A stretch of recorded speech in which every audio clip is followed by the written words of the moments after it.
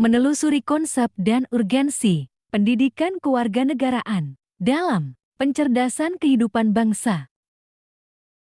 Let's get started.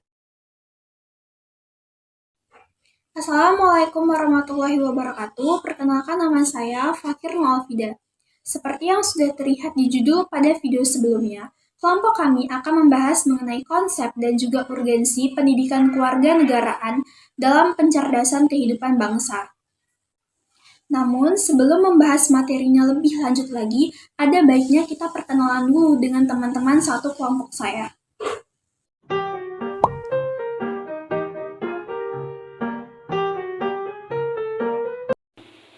Assalamualaikum warahmatullahi wabarakatuh. Perkenalkan, nama saya Dwi Novaliani Agusti. Assalamualaikum warahmatullahi wabarakatuh. Perkenalkan, nama saya Afrian Syaputra. Hai, perkenalkan nama aku Nazla Nurizal.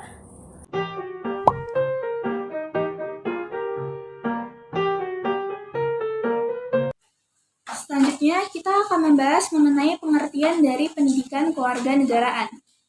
Secara umum, pendidikan kewarganegaraan adalah bentuk pendidikan yang mengingatkan akan pentingnya nilai-nilai hak dan juga kewajiban warga negara agar menjadi warga negara yang berpikir tajam dalam kehidupan bermasyarakat dan bernegara. Sedangkan menurut Undang-Undang Nomor 12 Tahun 2012 tentang Pendidikan Tinggi, Pasal 35 Ayat 3 yang berbunyi, pendidikan kewarganegaraan adalah pendidikan yang mencakup Pancasila, Undang-Undang Dasar Negara Republik Indonesia tahun 1945, Negara Kesatuan Republik Indonesia, dan Bhinneka Tunggal Ika untuk membentuk mahasiswa menjadi warga negara yang mempunyai rasa kebangsaan dan juga cinta terhadap tanah air.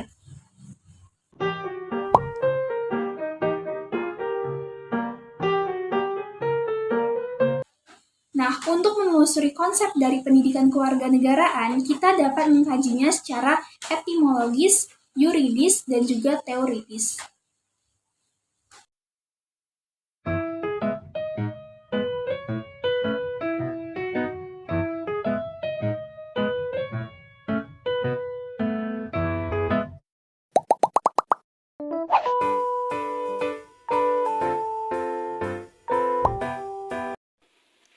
Secara etimologis, konsep pendidikan kewarganegaraan terdiri dari dua kata, yaitu pendidikan dan kewarganegaraan. Apa sih makna dari kedua kata tersebut? Menurut Undang-Undang Republik Indonesia Nomor 20 Tahun 2003 tentang Sistem Pendidikan Nasional Pasal 1 Ayat 1. Pendidikan adalah usaha sadar dan terencana untuk mewujudkan suasana belajar dan proses pembelajaran agar para peserta didik secara aktif mengembangkan potensi dirinya untuk memiliki kekuatan spiritual keagamaan, pengendalian diri, kepribadian, kecerdasan, akhlak mulia, serta keterampilan yang diperlukan oleh dirinya, masyarakat, bangsa, dan negara. Sedangkan istilah kewarganegaraan mempunyai arti yaitu segala sesuatu yang berkaitan dengan warga negara, hukum, serta politik.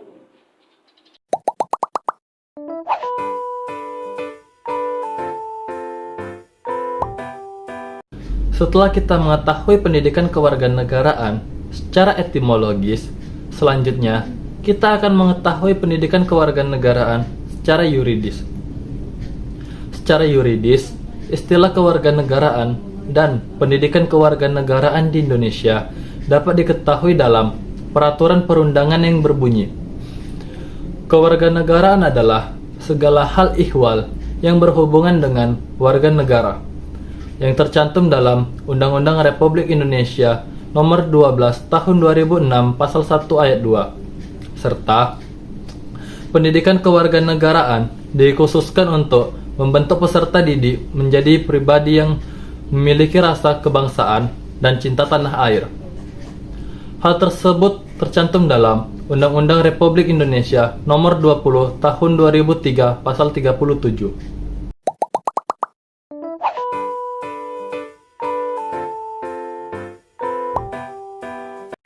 Nah, tadi kan teman-teman aku udah menjelaskan tentang pendidikan kewarganegaraan secara etimologis dan juga secara secara yuridis. Nah, yang terakhir ini saya akan menjelaskan pendidikan kewarganegaraan secara teoritis nih. Pendidikan kewarganegaraan secara teoritis merupakan program pendidikan yang intinya mengenai demokrasi politik yang diperluas dengan sumber-sumber pengetahuan lainnya. Pengaruh-pengaruh positif dari pendidikan sekolah, masyarakat, dan orang tua, yang dimana keseluruhan tersebut diproses untuk melatih para siswa berpikir kritis, analisis, bersikap, dan juga bertindak dalam mempersiapkan hidup demokratis yang didasari oleh Pancasila dan juga Undang-Undang Dasar 1945. Hal tersebut ditemukan oleh M. Nu'man Somantri.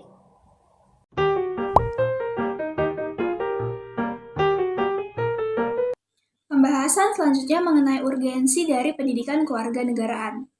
Namun, sebelum itu kita harus mengetahui terlebih dahulu apa itu pengertian dari urgensi. Menurut Kamus Besar Bahasa Indonesia, urgensi adalah sebuah keharusan yang mendesak. Jadi, dapat disimpulkan bahwa urgensi ini adalah keadaan di mana kita harus mementingkan suatu hal yang benar-benar harus segera ditindaklanjuti. Menelusuri urgensi dari pendidikan kewarganegaraan, dapat diartikan bahwa pendidikan kewarganegaraan adalah keberlangsungan bangsa dan juga negara yang didukung dengan dibentuknya generasi muda atau warga negara yang cerdas. Nah, dengan mempelajari pendidikan kewarganegaraan, kita dapat mengetahui dasar-dasar dari negara Indonesia sendiri, seperti keberagaman suku, ras, budaya, etnis, agama, adat istiadat, dan juga bahasa yang menjadikan Indonesia sebagai negara yang majemuk. Namun, saat ini keberagaman tersebut malah menjadi suatu hal yang dipandang berbeda. Banyak konflik yang sudah terjadi di Indonesia akibat kita tidak bisa memanfaatkan perbedaan yang ada dengan baik, seperti konflik bom Bali yang terjadi pada tahun 2000. Untuk itulah diperlukannya kewarganegaraan yang berbasis multikulturalisme agar kewarganegaraan di Indonesia dapat dimanfaatkan dengan baik. Tanggung jawab juga rasa cinta terhadap tanah air yang tumbuh dari pembekalan pendidikan kewarganegaraan dapat menjadikan generasi muda yang pintar dalam hal menyaring pengaruh dari luar, baik itu pengaruh buruk maupun pengaruh baik. Sehingga terbentuklah generasi yang cerdas bagi kehidupan bangsa dan juga bernegara.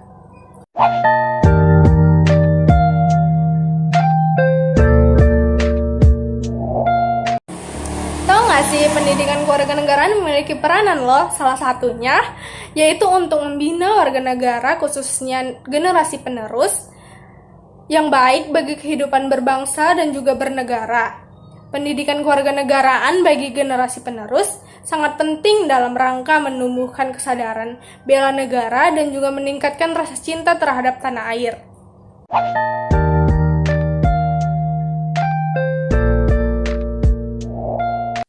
Ternyata pendidikan kewarganegaraan ada sumber-sumbernya loh. Kita bahas ya mengenai sumber tersebut. Nah, sumber-sumber pendidikan kewarganegaraan di Indonesia terbagi menjadi 3, baik secara historis, sosiologis maupun politis yang tumbuh, berkembang, dan berkontribusi dalam pembangunan serta pencerdasan kehidupan bermasyarakat, berbangsa, dan juga bernegara hingga dapat disadari bahwa bangsa Indonesia memerlukan pendidikan kewarganegaraan. Pembahasan mengenai pendidikan kewarganegaraan secara historis, sosiologis, maupun politis akan dibahas oleh teman-teman saya.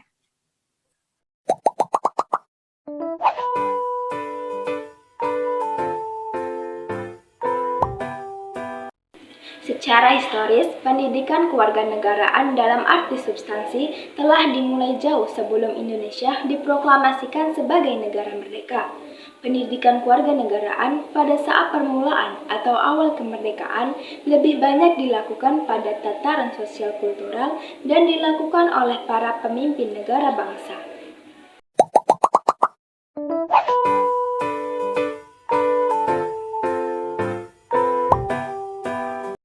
Secara sosiologis, pendidikan kewarganegaraan dilakukan oleh para pemimpin di masyarakat yang mengajak untuk mencintai tanah air dan bangsa Indonesia. Dalam aspek sosiologis, sangat diperlukan oleh masyarakat dan bangsa negara untuk menjaga, memelihara, dan mempertahankan eksistensi negara bangsa tersebut.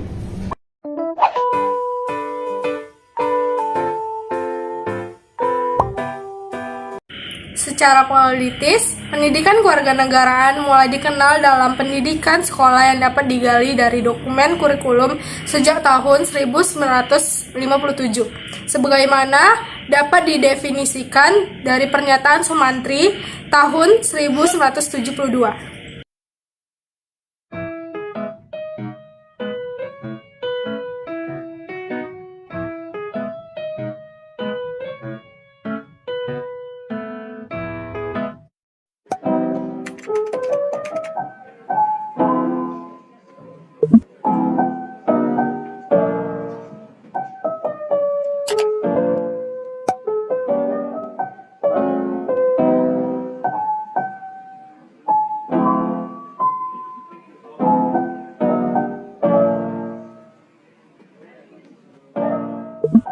Bangga memakai produk buatan Indonesia. Menjaga persatuan dan kesatuan dengan menghargai perbedaan yang ada baik secara budaya, ras, maupun agama. Bangga menjadi warga negara Indonesia serta dapat mengharumkan nama bangsa. Menggunakan metode saring sebelum sharing agar tidak terjadi penyebaran berita hoax. Menggunakan hak pilih dalam pemilu. Nah, tadi kan sudah dipaparkan mengenai upaya yang dapat dilakukan untuk mewujudkan rasa cinta kita terhadap tanah air. Nah, di sini saya akan bahas mengenai penjelasannya. Upaya yang pertama tadi yaitu bangga memakai produk buatan sendiri. Hal ini itu terlihat cukup sepele, namun masih banyak sekali warga negara, khususnya kita sebagai anak-anak muda yang sekiranya belum menerapkan upaya tersebut. Padahal, tindakan ini itu bisa dianggap sebagai penerapan sikap nasionalisme, karena mengutamakan penggunaan produk buatan negeri sendiri. Dengan memilih untuk mencintai produk dalam negeri juga dianggap sebagai upaya membantu produsen lokal untuk semakin maju, berkembang, dan lebih dikenal luas oleh masyarakat. Kebanggaan kita terhadap produk dalam negeri akan menimbulkan berbagai efek positif, dimulai dari sisi perusahaan, di mana dengan dibelinya produk yang dibuat, maka akan semakin membuat perusahaan tersebut dapat meningkatkan kualitas produknya. Sehingga produk yang dijual akan semakin mengalami peningkatan kualitas. Nah, kemudian perusahaan akan semakin besar dan tentunya akan semakin menyerap banyak sekali tenaga kerja. Semakin banyak tenaga kerja yang dibutuhkan, maka semakin berkuranglah jumlah pengangguran di Indonesia. Nah, beberapa manfaat positif yang disebutkan tadi dapat membentuk harapan kita sebagai warga negara yang ingin negaranya maju dan menjadi tuan rumah di negeri sendiri, agar segera merubah mindset kita kalau produk dalam negeri itu adalah produk yang berkualitas. Kita harus menjadi bangsa yang loyal dan juga bangga terhadap produk negara kita sendiri. Upaya yang kedua adalah dapat menghargai adanya perbedaan baik secara ras, suku maupun agama. Seperti yang sudah kita ketahui bahwa Indonesia itu merupakan bangsa yang majemuk yang terdiri dari beragam suku, budaya, dan juga agama. Nah, untuk menjaga persatuan dan kesatuan bangsa, maka sikap yang harus kita tunjukkan adalah sikap yang moderat, yaitu sikap yang saling menghormati dan menghargai perbedaan dalam kehidupan sosial maupun beragama. Persatuan dan kesatuan dalam berbangsa memiliki makna, yaitu bersatunya keanekaragaman dalam masyarakat Indonesia, serta juga dapat diartikan sebagai persatuan bangsa atau negara yang menduduki satu wilayah Indonesia. Oleh karena itu, persatuan dan kesatuan penting untuk dijunjung tinggi. Tujuannya adalah agar tidak muncul konflik antara masyarakat dan tidak menimbulkan keretakan pada persatuan yang dapat memecah belah bangsa Indonesia.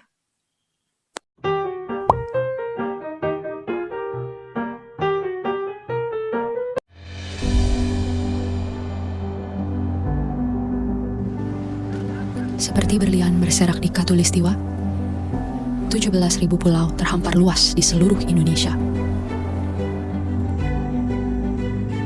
Lebih dari 700 bahasa, 300 suku, beragam budaya dan agama, tak mampu menghalangi kita menjadi bangsa yang satu.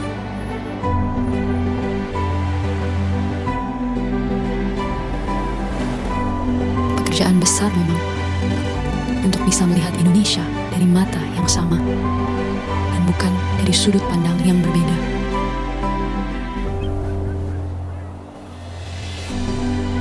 Tetapi ini Indonesia, tanah kaya yang masyhur akan perbedaan dan keramahannya. tanah lahirnya masyarakat yang terbuka dan memiliki daya juang tinggi. Cukuplah Indonesia diikat dan dirajut oleh Pancasila, yang di bawah naungannya hidup kita damai dan tentram selama berpuluh tahun.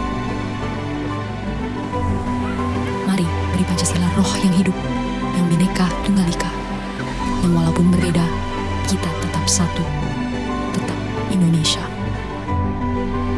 Bineka Tunggal Ika.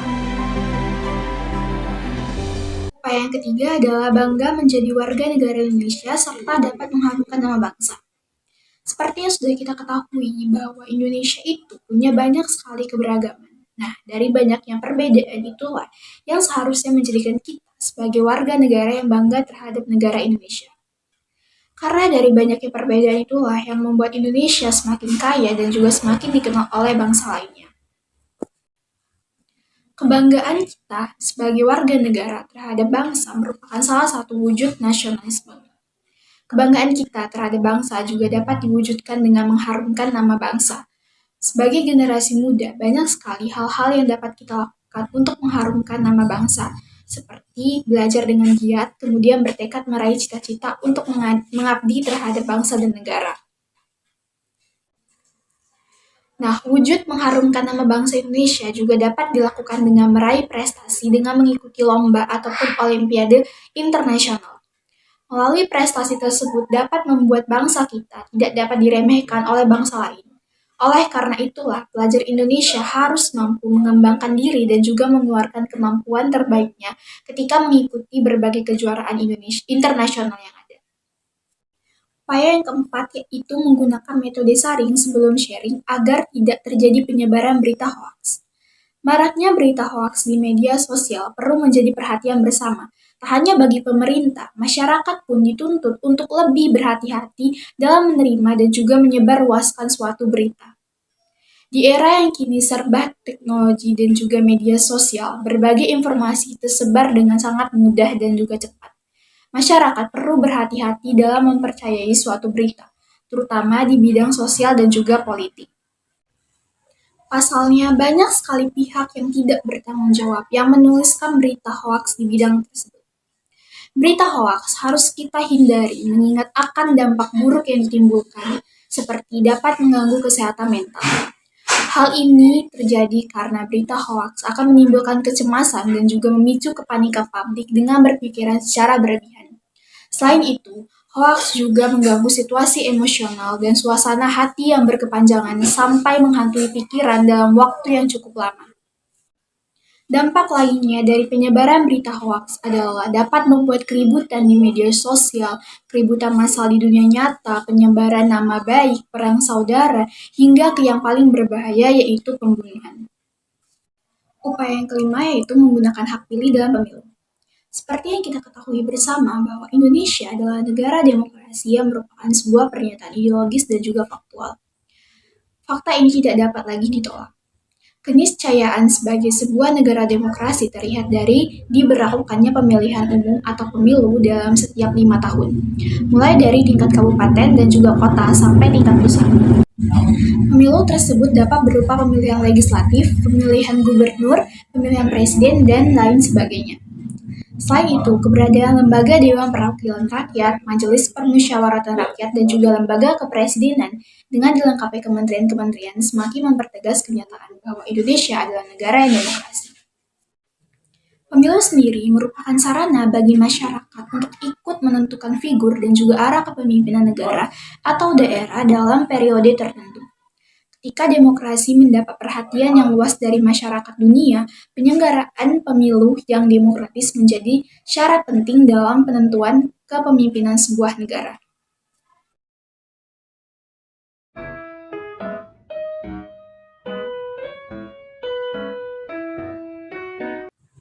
Demikianlah video pembahasan kelompok kami mengenai konsep dan juga urgensi pendidikan kewarganegaraan dalam pencerdasan kehidupan bangsa. Kami ucapkan terima kasih karena telah bersedia menonton video ini. Assalamualaikum warahmatullahi wabarakatuh.